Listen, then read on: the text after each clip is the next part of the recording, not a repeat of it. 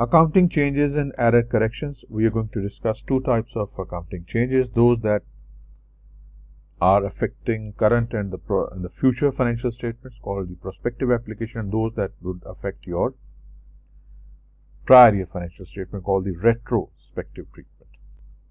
So what are changes in accounting estimates? A change in accounting estimate happens when a company realizes that its previous estimates or predictions about the future were not correct. For example, changes in the lives of the fixed asset. Let's say a company buys a machine and expects it to last 10 years. Later they find out it will only last 8 years due to wear and tear. So they need to adjust their depreciation expense accordingly. If the life changes, you need to change depreciation expense. Next, prospective treatment, adjustments of year-end accrual of officers' salaries or bonuses. Let's say at the end of the year, company estimated that it would need $100,000 to pay officers' bonuses. However, due to higher than expected profits, the actual bonuses amount to $120,000. So they need to adjust their records to reflect this change. Write-downs of obsolete inventory. Take an example. A tech company has smartphones in its stock and they have valued it for $500,000. A new model comes out that makes old phones obsolete. So the company must reduce their value to a new figure. Let's say the original value was, let's say, $500,000. The current price is $300,000. Right? So they need to bring it down. The company must write down the inventory by $200,000. Material non-recurring IRS adjustments. What is IRS? It's a tax regulating agency in the US, Internal Revenue Services. IRS normally conducts audits of companies or financial statement for any tax frauds or tax mistakes. So let's say if a company was audited by IRS and IRS finds a mistake. So this mistake now would result in one-time tax adjustment. So the company needs to update its tax records to reflect this adjustment. Then settlement of litigation. Litigation means some court case. So let's say a company estimated that it would need $50,000 for a potential lawsuit. The lawsuit is settled for more than 50. Let's say it was settled for $70,000. So now the company needs to adjust for the difference. This one is little tricky. Please make sure you understand this well. Changes in accounting principle that are inseparable from change in estimate. There is a change from the installment method to immediate recognition method because uncollectible accounts can now be estimated. You need to understand this first. Sometimes a change in how a company estimates future events is so closely linked to a change in method used to record something in their books, which you call change in accounting principle. So sometimes a change in accounting estimate and a change in accounting principle, they are so closely connected that they can't be separated. So when this happens, the company needs to update both the estimate and the principle at the same time. So try to relate this with this example. A company that sells a product on installment plan, meaning customer pay for product over time. Initially, the company records revenue only when the payments are received. That's the installment method. Later, the company decides to start estimating how much of the money it will eventually collect from customer who bought on installment and switch to recording the revenue upfront to this new method. This switch is how they recognize revenue to estimate uncollectible accounts. So in other words, shortly, just put it in a simpler way, old way was to record revenue when payments were received. The new way is to estimate and record total revenue upfront and also estimate how much won't be collected. So this change involves both new estimate and a new accounting method, right? So they both occur simultaneously, so and they need to be applied together. Finally, we have revisions of estimates regarding discontinued operations. Consider a company make a decision to close a division. So originally they estimated that it will cost, let's say, $200,000 to close it up. Later they find it was actually $250,000 that they had to incur. So this estimate needs revision. So how do we report change in estimate?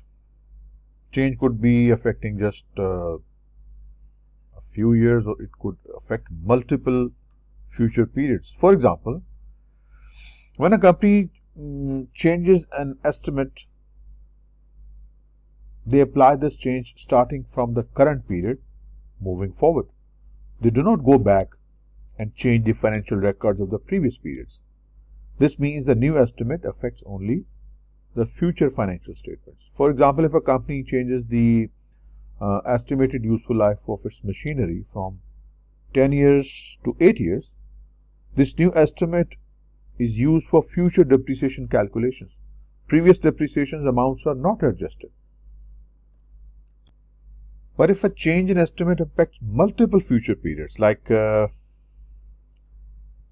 building that was supposed to have 30 years life, but now its life is revised to 20 years. This affects depreciation expense over the next several years, right? So the company must explain this change in its financial statements, and also the impact of this needs to be disclosed in notes. So the important thing that you must keep in mind, changes in accounting estimates are applied to current and future periods, not past periods. 1. 2. Significant changes that impact multiple future periods must be disclosed in the financial statements. But routine changes, like changes in the amounts of bad debts, do not require disclosure unless if they are material. Changes in accounting principle. This would require retrospective application, but let us discuss what is change in accounting principle. A change in accounting principle involves switching from one GAAP to another. Like revenue recognition standard was revised way back in 2018, right? There was a massive change in revenue recognition standard. So when this change occurs, that requires retrospective application, means prior year financial statement may be amended, may be adjusted. So a change in accounting principle is a change in or switching from one generally accepted accounting principle to another. So this can only be done if it's required by new guidelines or if the new principle provides better financial information. Okay, rule of preferability means an accounting principle can only be changed if the GAAP requires it, or the new principle is better and presents financial information more accurately. Second, effects of change. Yes, first there is direct effect. Direct effect means immediate changes needed to update financial statements from previous or prior years to reflect this new accounting principle. For example, if the company changes how it values its inventory, so it must go back and adjust previous financial statements to reflect this new valuation method. This is the direct effect. But compare it with the indirect effects. Indirect effects are secondary changes that occur because of the new accounting principle, such as changes in bonuses or other earnings related items. Take an example, connecting these two. I'm going to connect with an example how these two are related. For example, if the changes in inventory valuation increases past profits as effect of direct effect, it might affect bonuses that are the result of this changing valuation or because of the changes in profits, right? Then we have cumulative effect.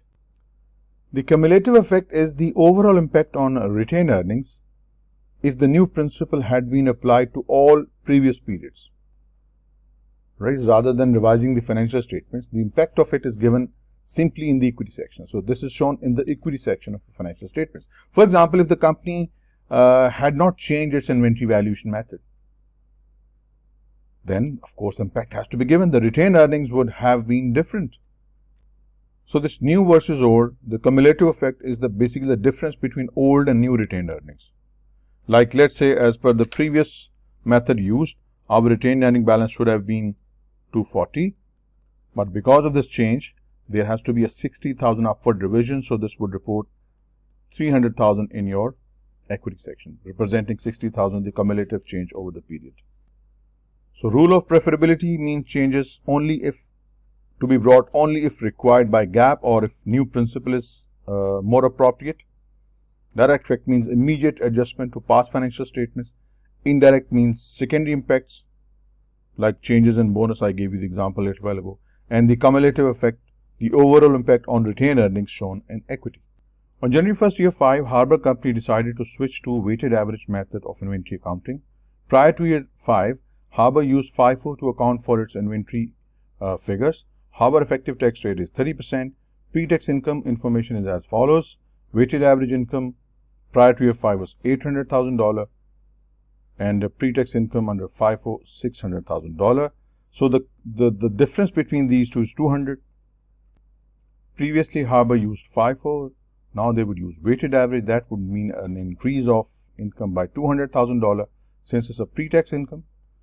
Tax at the rate of 30%. So the net impact of this change is 140, and this is reported as an adjustment in the beginning balance of your retained earnings. So this 140 cumulative effect net income of after tax would adjust the beginning retained earning balance within the statement of changes in equity. Reporting changes in accounting principle.